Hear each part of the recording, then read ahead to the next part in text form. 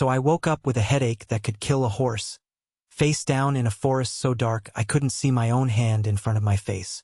Moonlight, blocked by about 1,000,000 tree leaves. Every bug chirp sounded like it was personally targeting my eardrums. Classic. My eyes finally unfocused enough for me to take in the scenery. Bonfire, crappy tent, 3 guys sitting around looking like they'd rather be anywhere else. Looked like a standard adventure campsite, which raised the very important question of why the hell I was in the middle of nowhere in the middle of the night. Then the memories hit me like a freight train. And I don't mean that metaphorically. It felt like someone had downloaded an entire person's life directly into my brain. Because that's essentially what happened. Ide transmigrata. I wasn't Wong Dong from Earth anymore. I was now Zealer, a 16-year-old novice adventurer stuck in a world called Zealer. Yes, the kid shared a name with the world. Lazy naming convention, but I wasn't going to critique the universe's creative choices right now. Patted my face. Smooth skin. Teenage skin. Great. I was a teenager again. Before I could have a proper existential crisis, one of the guys from the campfire came over and slung an arm around my shoulders like we were best buddies. His name was Gray, swordsman in our squad. Golden hair down to his shoulders, permanent smile on his face, and the kind of energy that screamed, "I flirt with everything that breathes." According to the memories I'd inherited, Gray was way better at picking up women than he was at picking up his sword. Then there was Valles, our ranger. Supposedly a half-elf, though I had to stare at his ears for a good while before I could even tell. Whatever elven blood was in there had been watered down so many times it was basically a memory. Valles had this permanent "don't talk to me" look on his face. And the squad leader, Marcus. Big dude. Crew cut. Sleeveless leather vest showing off arms thicker than my head. Round shield in one hand, battle saber in the other. The kind of guy who looked like he could bench press a horse. Reliable didn't even cover it. Gray noticed I was being quiet, figured I was nervous, and squeezed my shoulder. Told me to relax. Said once the job was done he'd take me to a tavern to unwind. Then added, with zero shame, that he might help me go from a boy to a man. Valles immediately called him out. Said if Gray had time and money for that, he should spend it honing his skills. Then Gray, being Gray, fired back with some nonsense about Valles's father being a real ladykiller and asked how many half-brothers Valles had by now. Valles went absolutely livid. The guy hated philanderers, and apparently his own dad was the reason why. Marcus shut it down before it could escalate. Told us to save our breath. They'd been patrolling the outskirts of Graywood Forest for 5 days. Supplies were running low. Time to head back. I got first watch, Gray got second, moving out at dawn. Once everyone settled down, I started digging through the original owner's memories to figure out how magic worked. Every mage had something called a spring seed in their sea of consciousness, the source of all magic power. To cast a spell, you channeled that power through a spell structure, basically a circuit diagram in your head. Every spell had its own structure, and the power had to trace it perfectly or nothing happened. The only spell I knew was Fireball. Groundbreaking. I closed my eyes, focused, and felt the magic power flow like water. It completed its circuit, and a second later, a tiny flame flickered to life at my fingertip. Magic was real. Actual magic. Fire from nothing. For someone from Earth, that was the most insane thing I'd ever seen. But that tiny little flame was my absolute ceiling. I was a self-taught 16-year-old from a poor family with no magical talent and no money for a tutor. Both parents dead. My brilliant plan had been to join the Adventurers Association and figure out the rest later. This mission was simple: hunt wild wolves in the forest. Not even classified as demons. The other squad members were experienced, so everything had been going fine. Then I pulled up the interface. The one only I could see. Zealer level 1, 99 out of 100 experience. One more push and I'd level up for 4 attribute points. Basic attributes, 1 point each. Power at 65, the physical warrior's pick, directly increasing strength. The system told me if I wanted to punch through steel plate barehanded, this was the stat. Weakly linked to constitution. Agility at 60, coordination, speed, body control. The system noted no one hires an assassin who can't climb a wall, but it helps you run faster when things go south. Constitution at 68, a vanguard's best friend. Basically how good you were at taking a beating. Spirit at 67, the mage's lifeline. Increased magic storage and power quality. Intelligence at 66, and the system felt the need to clarify that intelligence wasn't IQ. An idiot was still an idiot. Improved comprehension, though. Also boosted charm because smart people were apparently more likable. Advanced attributes, 2 points each. Perception at 30, increased detection range, could even spot enemy weaknesses. The system called it essential for assassins who wanted to kill people and take their stuff. Charm at 45, described as a cure-all.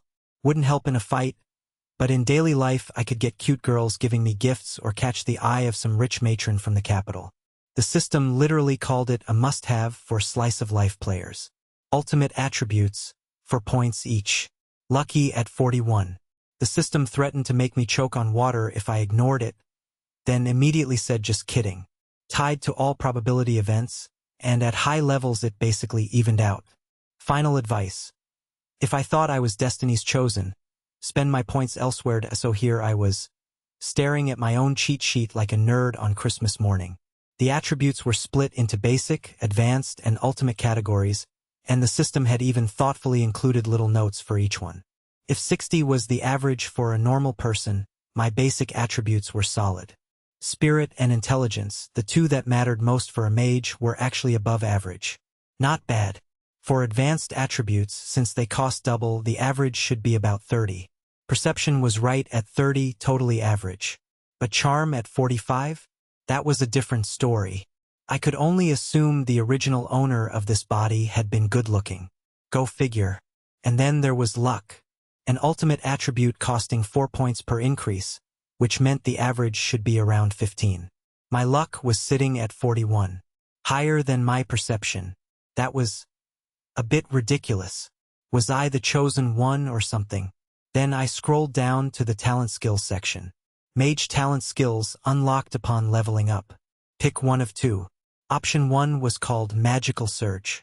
It boosted maximum magic power, recovery speed, and magic power strength based on a percentage of my spirit attribute, basically making my foundation as a mage unshakable. The system's tagline for it was something like, "Firepower is justice." Tempting. Option 2 was Technique Celestial Calculation. It let me analyze the spell structure of any magic I saw and reproduce it myself. The catch was that analysis speed depended on intelligence, and more complex spell structures took longer. The system's pitch for this one was basically, your magic is pretty good, but in the next second, it's mine.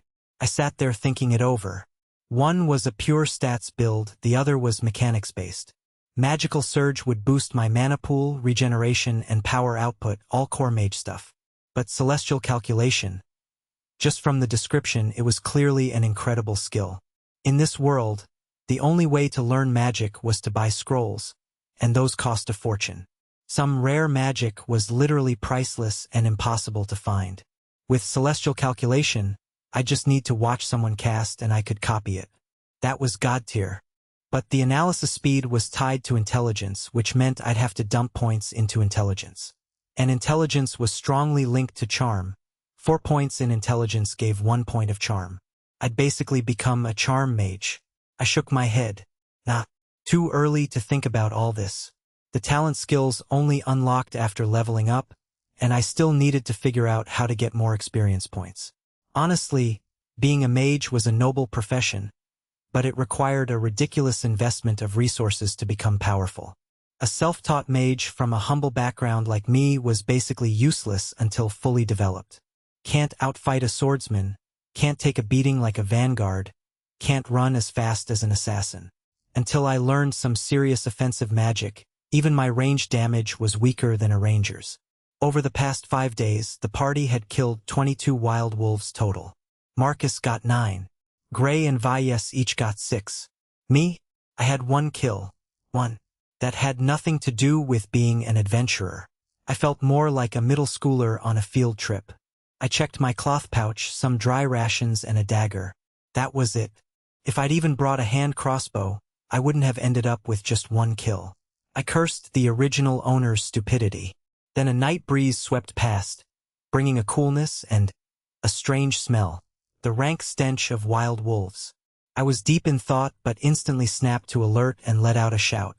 Alert! The snoring from the tent stopped. Seconds later, the tent flap flew open and Gray charged out sword first, followed by Marcus and Valles. From the dark bushes, pairs of eerie green eyes emerged. Wolf eyes, and they were everywhere, already formed in a semicircle around our flank and rear. I clenched my fists. In my past life, the most I'd killed was a chicken. Facing vicious wolves in pitch darkness, I was completely out of my depth. Gray told me not to panic. Just beasts. Gave his sword a casual flourish. Said it was good of them to show up at our doorstep. Marcus raised his shield. Valles drew his bowstring.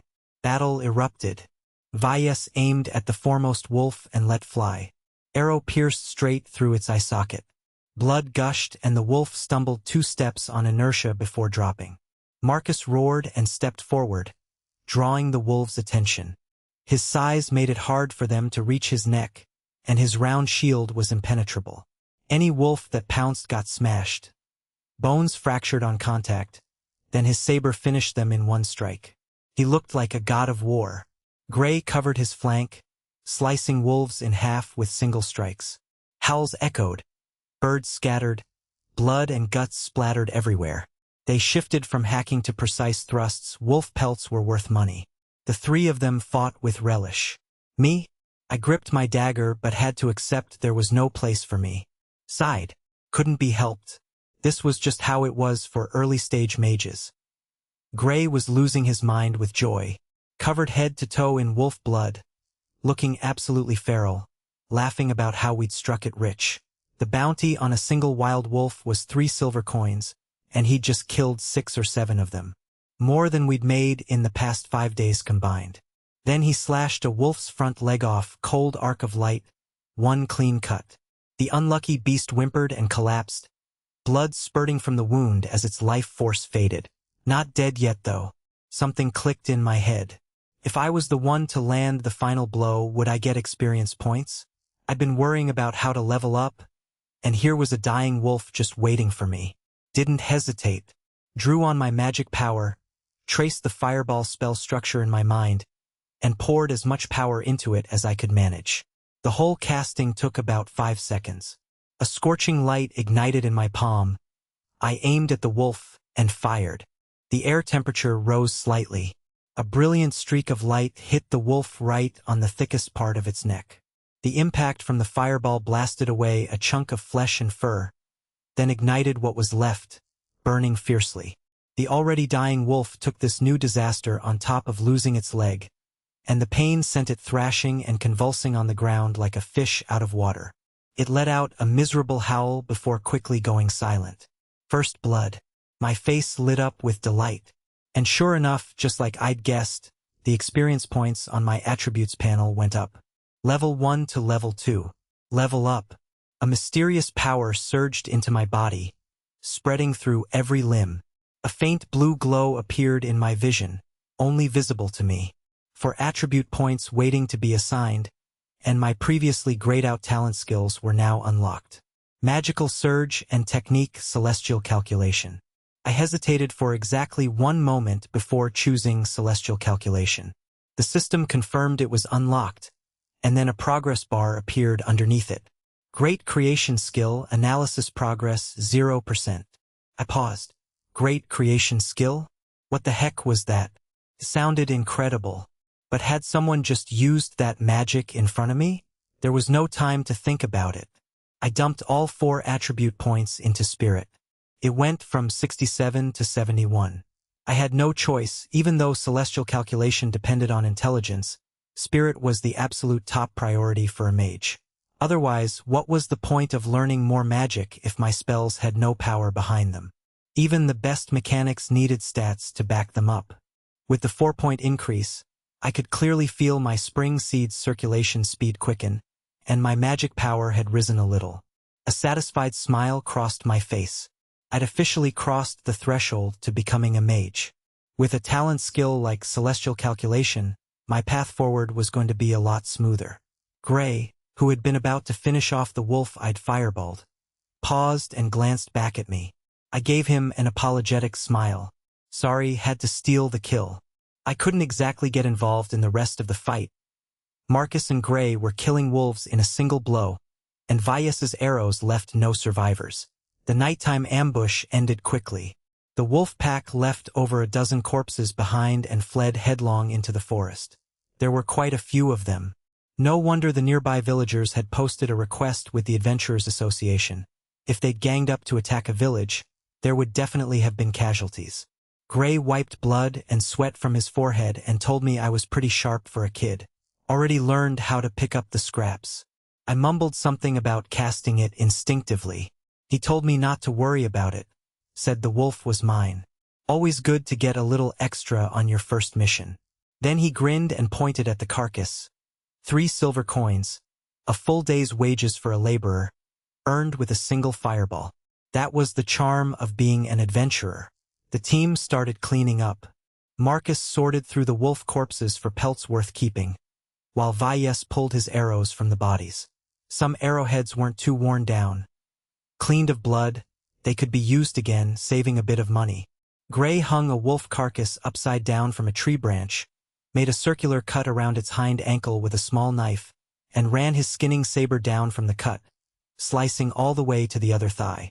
Then he started peeling the hide off the hind legs. His movements were steady, one hand grabbing the flap of skin and pulling down hard while the other guided the blade, carefully severing the fascia and fat connecting skin to flesh. He called me over to help. With the two of us working together, the hind leg skin came off completely, like a sock. Then came the torso. The whole process filled the air with the dull sound of ripping fascia and the sweet, cloying smell of exposed flesh. My stomach churned, but I forced myself not to look away. This was a skill I had to learn. The guild bounty only needed a left ear as proof of the kill. The rest, pelts and other parts, the team could keep and sell. A pristine wolf pelt went for 3 or 4 silver coins. For low-level adventurers, that was a significant source of income. We'd killed 15 wolves that night, and several had pelts intact enough to skin. Such an unexpected windfall brought a hint of delight even to the usually stern-faced Marcus. Gray moved to the last carcass. His cuts were clean and efficient, possessing the beauty of a seasoned veteran. Me? Far more clumsy. My job was to grab the skin flap and pull back hard while Gray sliced through the fascia, creating a taut surface for his blade. The work was way more strenuous than I'd imagined. The slick fat on the pelt made my hands feel like they were coated in grease, and I nearly lost my grip several times. Gray told me to hold tighter without looking up. Then he noted my hands didn't look like a mage's. His peripheral vision had caught a glimpse. Thin calluses on the knuckles, prominent veins on the back. The hands of someone who'd clearly known hardship. I told Gray the truth. Farm work. His interest immediately perked up. Even though his hands never stopped moving, he couldn't resist talking. He'd assumed I was some young master who'd run away from home to get a taste of the real world. Then he pointed out that didn't you have to be rich to be a mage? Buying scrolls, magic wands, magic robes. Each one cost a fortune. I muttered that I guessed there were exceptions, pursing my lips.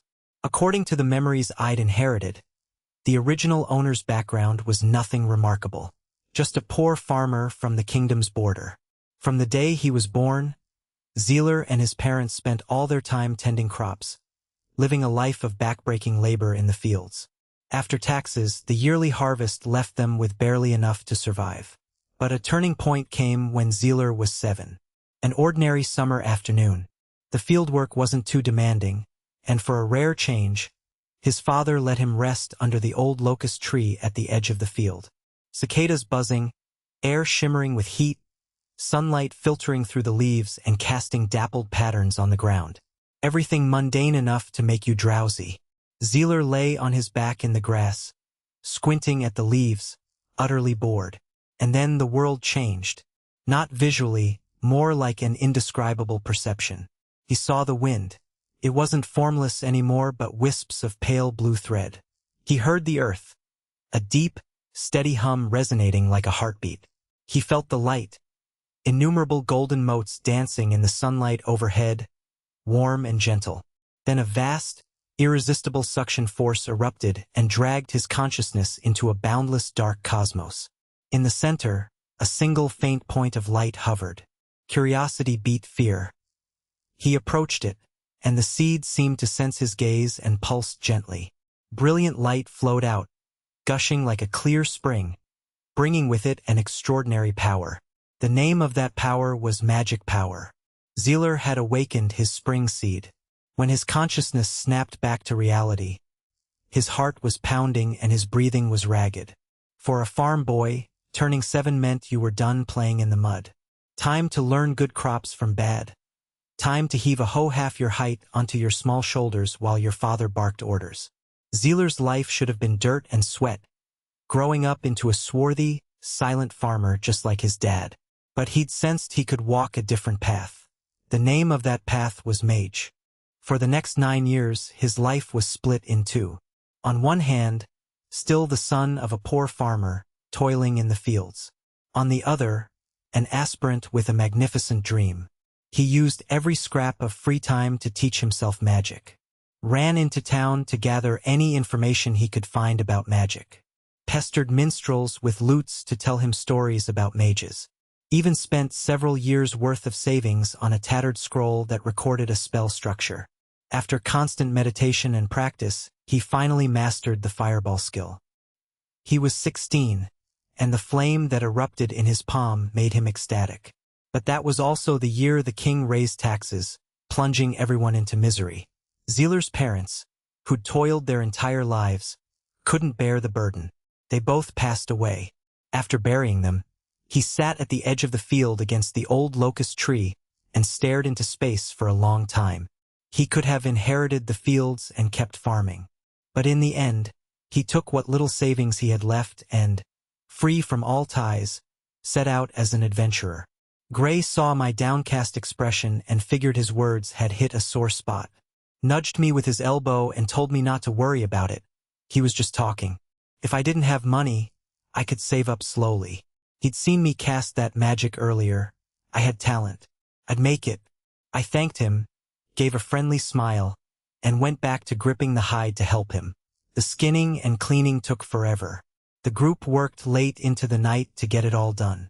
The wolf carcasses got tossed into a nearby deep pit to rot. Fortunately, this pack had been the apex predator of the area, so other carnivores gave the camp a wide berth despite all the blood. No additional predators showed up. Since Marcus and Gray had done most of the fighting, night watch fell to Valles. The night passed uneventfully. When I opened my eyes, birdsong outside the tent and streaks of sunlight pouring through the flap. Day had broken. I sat up, rubbing my eyes. The bunk beside me was already empty, and I could faintly hear Gray and Marcus talking outside. I hadn't slept well. First day after transmigrating, and a chaotic jumble of dreams had left me feeling unsettled. Still gonna take time to accept all this. I scratched my messy hair and checked my panel out of habit. Power 65, Agility 60, Constitution 68, Spirit 71, Intelligence 66, Perception 30, Charm 45, Lucky 41. Other than the 4 points of spirit I'd added last night, everything else was unchanged. Beneath Technique Celestial Calculation, the analysis progress for the Great Creation skill was still stuck at 0%. I frowned. What kind of magic was it? Whatever. I'd ask about it at the Mages Guild when I got there. The official organization for mages. The original owner's knowledge of magic wasn't very deep, so there was a lot left for me to figure out. I pushed aside the tent flap and a cool morning breeze hit me. The forest air was crisp and clean, filled with the scent of plants. After washing up, I caught a piece of toasted dark bread that Gray tossed my way and started dipping it in hot soup. The bread was tough, could only be swallowed after softening in the soup. Biting it dry would have been nearly impossible. And the taste? Couldn't hold a candle to baked goods from my past life. Wasn't even that sweet. Just something to fill the stomach, I supposed. According to Marcus's plan, we were leaving Greywood Forest today and heading back to Blackstone Town to turn in the wolf hunting quest at the Adventurers Association. We stamped out the campfire and broke camp. 36 wild wolves eliminated in total, 10 undamaged pelts harvested. Decent haul. The damaged ones got discarded. Blackstone Town had no shortage of pelts, and flawed goods wouldn't fetch a price. Marcus cleared his throat and ran the numbers. Bounty was 3 silver coins per wolf. He'd killed 13, Gray 12, Vyas 9, and me too. Nobody objected. For beast elimination commissions, payment was per head. Only in full subjugation campaigns against actual demons did they split rewards proportionally. On top of that, 5 silver coins base pay for everyone. All settled at the Adventurers Association when we turned in the commission. Gray's face lit up. After this, he'd be living it up at the tavern for a good while. Me? I was calculating quietly. 6 silver coins from the bounty, 5 base pay, and the pelt from my wolf got burned up by the fireball, so no pelt money. 11 silver coins total for the mission. Enough to tide me over for a bit. The monetary system here was simple. 1 gold coin was 100 silver, 1 silver was 100 copper. Kind of pathetic, really. Worked myself half to death in the forest for days and didn't even make a single gold coin. We packed up and started heading toward the edge of the forest. Marcus took point. He'd been working in this forest for nearly a year and knew the terrain better than anyone. I looked around. Graywood Forest lived up to its name. The tree bark was all grayish-white, like weathered bone, and the morning mist hanging through the woods made everything feel damp and heavy. We trekked in silence, the only sound being the thick layer of fallen leaves crunching under our feet. After about an hour, Marcus suddenly stopped. His big frame went completely still, and his voice came out heavy. Something wasn't right. I asked if we were lost. From my perspective, the scenery hadn't changed at all. Just the same gray-white trees in the mist. I would have believed you if you told me we'd been walking in circles. Marcus said we weren't lost. Looked up at the sky. By this time, the sun should be fully up and the morning mist should have dissipated. Instead, it had gotten thicker. We could still barely make each other out at a meter apart, but the obstruction to our vision was obvious. Vyas suggested maybe a rare heavy fog. Marcus shook his head. It hadn't rained yesterday, the forest was dry, and the temperature hadn't dropped. Conditions weren't right for heavy fog to form. Then the mist around us started churning and billowing like it had a mind of its own. Gusts of chilling wind swept through, and our visibility, already down to about 10 meters, dropped even further. A strong sense of unease washed over me. I sniffed the air without thinking. The fresh scent of grass and trees was gone, replaced by a foul, gamey odor. Not wolf though, wolf smell was more rank and musky. This was laced with something much bloodier. Vyas's expression went grave. He'd smelled it too. Longbow already in hand, feathered arrow nocked. Said there was something in the fog and we might be dealing with something tough. Gray dropped his usual easygoing act. Gripped his sword hilt, forearm muscles tensing, scanning everywhere. Asked if it could be a bear. The words had barely left his mouth when deep, soul-shaking roars echoed from every direction. The mist started churning violently, like boiling water. Then a massive black silhouette appeared without warning, flashing past us through the dense fog. We only saw it for a brief moment, but all 4 of us witnessed it, and terror exploded in my chest. Gray stumbled back 2 steps, shouting in shock and anger. What the hell was that thing? Vyas took a deep breath. Even he, always the calm one, had a tremor in his voice when he said it. It was a fog demon. The Adventurers Association Universal Monster Atlas had an entry for this. Entry 61, Fog Demon. Individual Threat Rating Challenge. Appearance was extremely unstable, could manifest in any form, but fundamentally it was an aberrant life form created from the mixed flesh and bone of multiple creatures.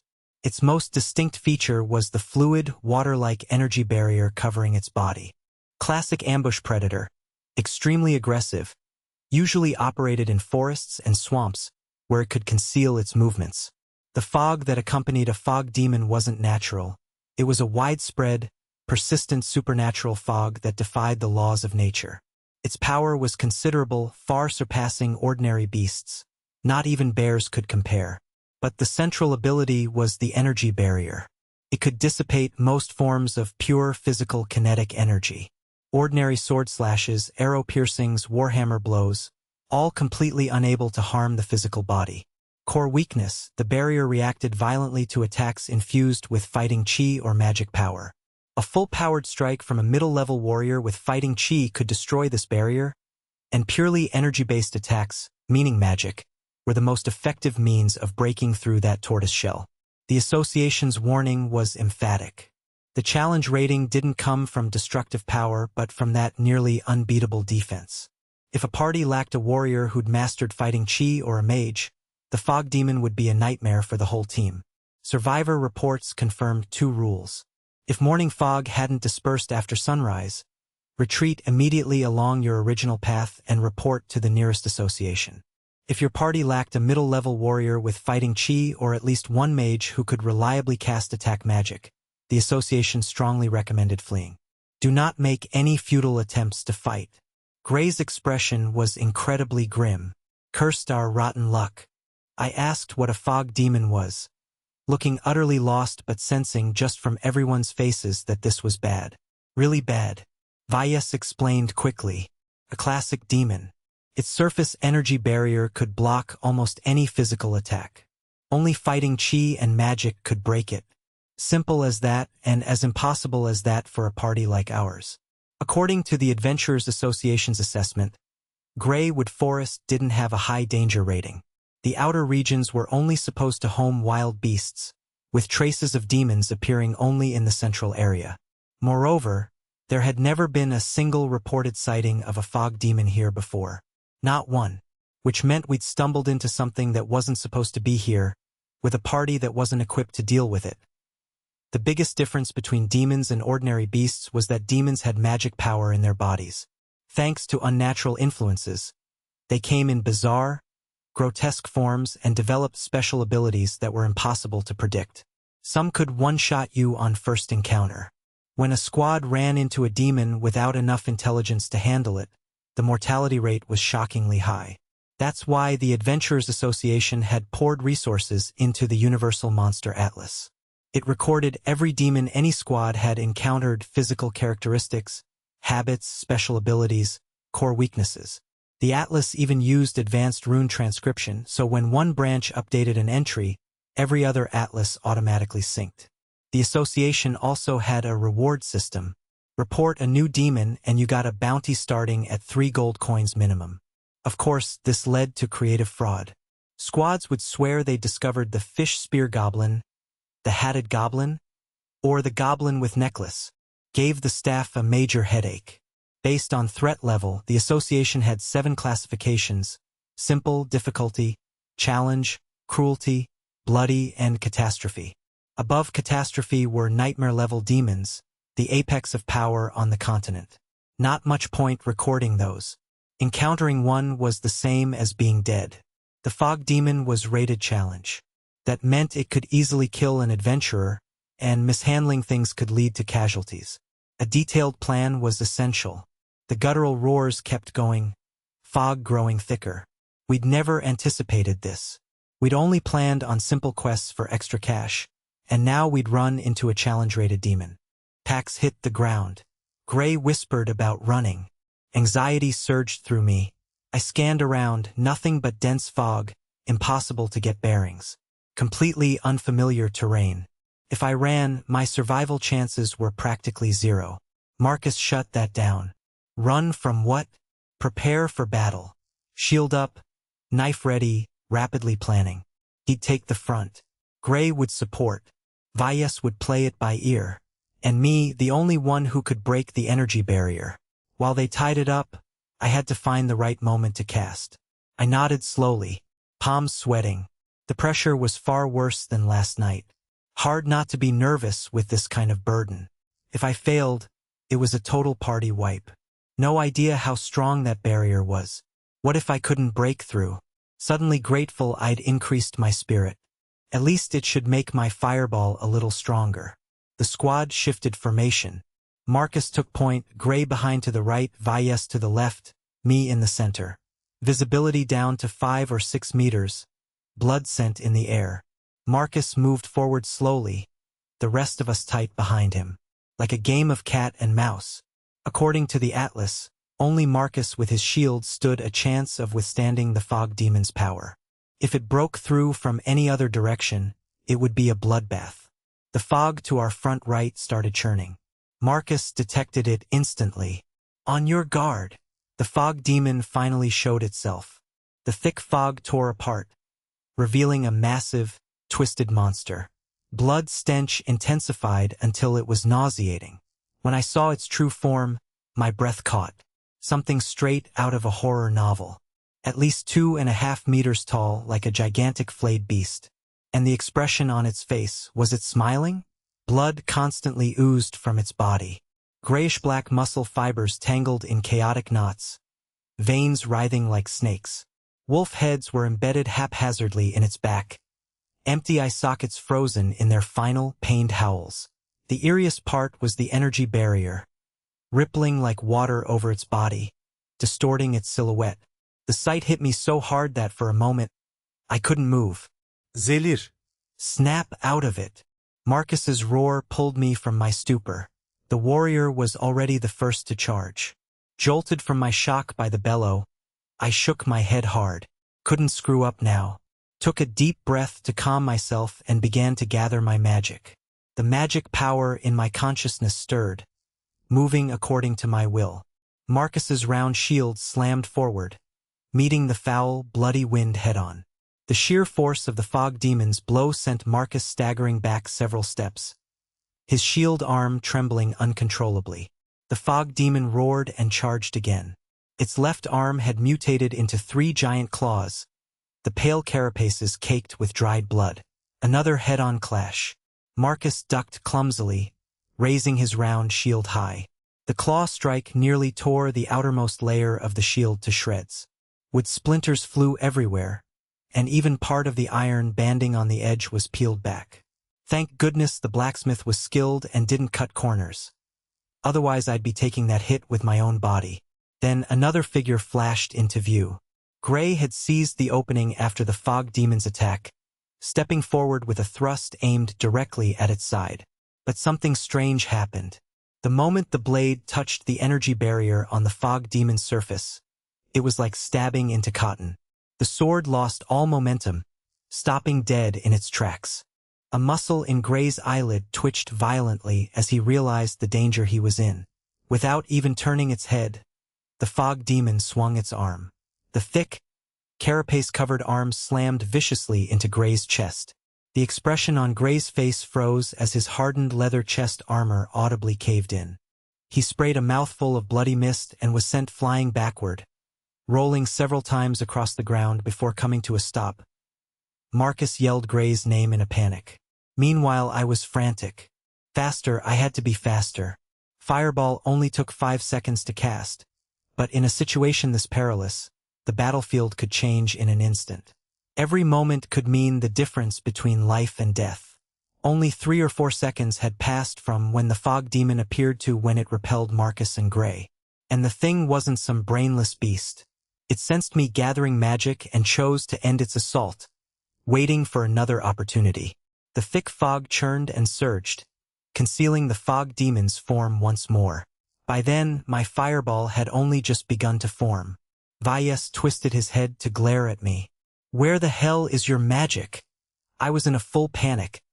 There wasn't enough time. I couldn't do it. He asked if I couldn't prepare it in advance. I told him I wasn't skilled enough yet. Spell preparation was a high-tier casting technique. It allowed a mage to sketch a complete spell structure in advance and hold it in standby for an extended period, ready to be unleashed at a moment's notice for emergencies. I clearly didn't have that ability yet. Valles' face was pure indignation. Marcus bent over, hands on his knees, gasping for breath. The sight of his damaged shield still made his heart pound. He asked in a low voice if we'd learned anything from that exchange. Valles answered, we were lucky. It had to be a juvenile fog demon. It had only incorporated low-level beasts, and its physical power hadn't fully developed. He glanced at Gray lying on the ground. If it were an adult, Marcus's shield would never have stopped it. Gray would be dead. A juvenile fog demon was much less of a threat. Not challenge rated, at most a troublesome difficulty rating. But that energy barrier still made it extremely tricky. Gray called it a fucking juvenile while struggling to his feet, wiping blood from his lips. Said it felt like getting hit head-on by a piece of siege wood. A low snarl echoed around us, sometimes distant, sometimes near, laced with savage murderous intent. Marcus said the fog demon wasn't planning on letting us go. I said grimly that next time it appeared, we had to hold it down no matter what. If we let it escape again, we'd be worn down. A few more rounds and we were all dead. I'd find a way to cast my magic as fast as I could. Marcus and Gray exchanged a look and nodded firmly. The fog demon had already injured Gray. Its destructive power was immense. We could lose a team member at any moment. A battle of attrition was out of the question. We had to end this fast. Then a new progress bar popped up below Technique Celestial Calculation. Embrace of the Mist Veil Analysis Progress, 1%. I was stunned. Embrace of the Mist Veil was that the magic it used to block physical attacks? But the analysis was way too slow. It'd be completely useless in this fight. My mind raced. Since I couldn't use spell preparation, the only other option was to sense the fog demon's presence as early as possible and start sketching the spell structure before it attacked. But the timing had to be perfect. If the magic finished charging before the fog demon appeared, the fireball would dissipate from my palm before I could use it, and I'd enter a short cooldown where I couldn't cast again. I calmed my mind. My perception was only 30, standard average.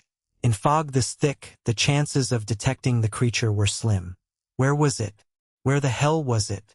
Then I felt something strange. A stirring inside me. A peculiar sensation. Through some incredible stroke of luck, I managed to grasp a faint, thread-like connection within the thick fog.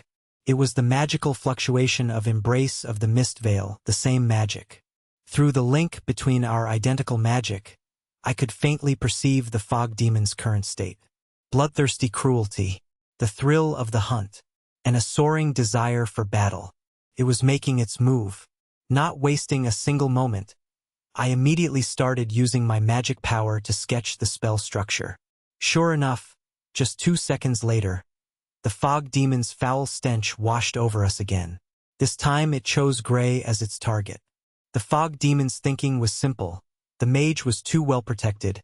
Couldn't kill him right away. But this injured human? Easy target.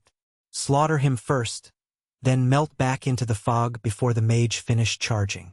Take one of them out, cause some panic, and the hunt was as good as over. Already injured, Gray was no match for the fog demon head-on. The pain in his chest was slowing him down. Marcus yelled his name. The shadow of death loomed. In a flash, the fog demon was on him. Gray whipped his head around, pupils widening. Facing death with no way to dodge, he acted on raw survival instinct. Barely managed to raise his longsword across his chest. The vicious bone claw slammed down without mercy. His sword blade shattered with a sharp crack. Shards of metal flew everywhere, many embedding directly into Gray's body. A spray of blood erupted. But at that very moment, the fireball I'd been preparing was fully charged. The fog demon hadn't anticipated this at all. It had only been visible for less than 3 seconds. During the first attack, I hadn't demonstrated this kind of casting speed. Searing heat drove back the fog as a brilliant fireball shot forward, striking the fog demon head-on. My eyes were wide, face locked in intense concentration. Just like the Atlas described, the energy barrier's weakness was indeed magic. The magic power in the fireball reacted with the barrier, creating a sizzling sound. The barrier's glow dimmed visibly, but hadn't disappeared completely. It worked. Marcus's support arrived just in time. Eyes bloodshot, he roared and slammed forward with all his might in a shielded impact. The weakened barrier could no longer completely block physical attacks. Even the fog demon's massive body staggered from the blow. Valles had been waiting for this moment. Gaze electric, he finally loosed the bowstring. With the blood of the elf race in his veins, every arrow he loosed was blessed by the wind. Relying on muscle memory, he rapid-fired 4 arrows in succession. 2 of them pierced the fog demon's kneecaps. Exactly the result he wanted. Couldn't let this thing escape back into the fog again. The fog demon threw its head back and roared. The pain from the arrows knocked it off balance, forcing it to one knee. Marcus didn't waste the opening. He stepped forward and swung his round shield with terrifying force, smashing it down onto the fog demon's ugly head. Nearly half its head was instantly crushed. A viscous mixture of red and white exploded outward. Dizzy and disoriented, its head lolled to one side, exposing its neck. A cold glint of light cut through the mist, Marcus's battle saber hacking down. The blade bit into flesh, blood sprayed. But the fog demon's weakened energy barrier was still active. The saber caught mid-neck, unable to cut deeper. And then the thing's savage nature kicked in. It twisted its head with reckless abandon, powerful bones and muscles clamping down on the blade, preventing Marcus from pulling it out. The saber started twisting in its grip. They were locked in a struggle, both gritting their teeth, neither able to back down. The battle saber was on the verge of shattering. The fog demon opened its maw, rows of bone-white, razor-sharp teeth, and leaned toward Marcus inch by inch, ready to bite his head clean off. Vias's face went grim. He drew his curved saber, preparing to charge in. That's when my second fireball finished charging and struck the wound on the fog demon's neck with pinpoint accuracy. Marcus's eyes lit up. Nice one. The fireball erupted in a shower of sparks against the fog demon. The magic power corroded the energy barrier, and its last line of defense dissipated into nothing. All resistance vanished in an instant. Marcus's battle saber was free.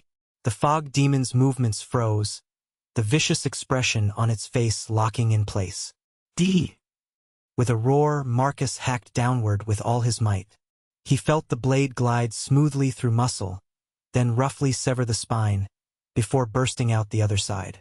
The fog demon's head rolled onto the ground as a geyser of foul, black blood shot into the air like a morbid firework. The massive, headless body swayed for a moment before crashing to the ground.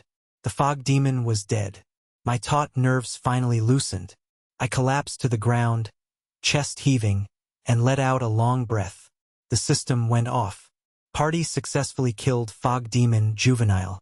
Gained a large amount of experience points. Level 2 to Level 3. Level up. 2 levels in a single day. Another 4 attribute points to distribute. This time I didn't put them into spirit. I allocated all 4 to intelligence instead. It rose from 66 to 70. Immediately, I could feel my control over magic power become smoother, and the spell structure for Fireball seemed much clearer in my mind. At the same time, since intelligence was strongly linked to charm, my charm went up by 1 point to 46. After distributing my points, I checked my talent skills. The panel showed gray text. The condition to unlock the next talent skill was to reach the rank of Junior Mage. The Mage profession system on the Candia continent went from lowest to highest Magic Apprentice, Junior Mage, Middle-Level Mage, and Upper-Level Mage. After Upper Level, you chose a unique reclassification path, each with its own specialty. But people at that caliber were all renowned experts, and I was a long way from that level. As for becoming a Junior Mage, I hadn't reached that yet. I wasn't even sure I could be considered a Magic Apprentice. Mage rankings were independent from warriors, rangers, and assassins. The Adventurers Association had no jurisdiction over them. Only the Mages Guild could conduct evaluations and issue certified mage badges. Looking at the massive headless corpse of the Fog Demon, I felt incredibly lucky. Thankfully, it was only a juvenile. I'd also been lucky enough to sense its movements ahead of time, which was the only reason our party had succeeded in taking it down. Otherwise, the outcome would have been grim. After the Fog Demon was killed, Marcus and Vias also collapsed onto the ground, gasping for breath, trying to calm their racing hearts, their faces etched with the relief of having survived a close call. I turned to look at Gray, lying nearby, asked how he was doing. His voice was faint and weak. Still alive. He was quite lucky. The Fog Demon's second attack hadn't struck his chest again. It had only shattered his longsword, and the flying metal shards hadn't injured any vital areas like his eyes or neck. His face was scratched though, and several shards of metal were embedded in his shoulder, blood trickling steadily from the wounds. Valles pushed himself up and walked over, placing a hand on Gray to keep him still. "Don't move. Let me see." He tore open Gray's ruined hard leather armor and lining, exposing the skin of his chest. The fog demon strike had been truly terrifying. Valles could clearly see Gray's chest was slightly caved in. He must have several broken ribs, but the fragments hadn't likely pierced his lungs or other organs, or else Gray would already be dead. No open wounds on the chest, but blood seeped through the skin, forming a dark, bruise-like patch. I watched from the side, secretly horrified. If I'd taken a hit like that, I'd probably be dead. They couldn't do anything about the chest bruising right now, so Valles turned his attention to the metal shards in Gray's shoulder. Cleaning the wounds and stopping the bleeding was the first priority.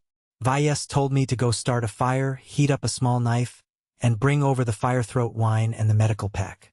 I did as Valles commanded while Marcus silently stood guard, watching for any other threats. Valles took the small knife, blew on it to cool it slightly. "Brace yourself. No screaming." Gray managed a weak smirk. "Do I look like some kind of girl to you?" Valles used the knife tip to carefully cut away the flesh around the metal shard, then got a grip on its edge.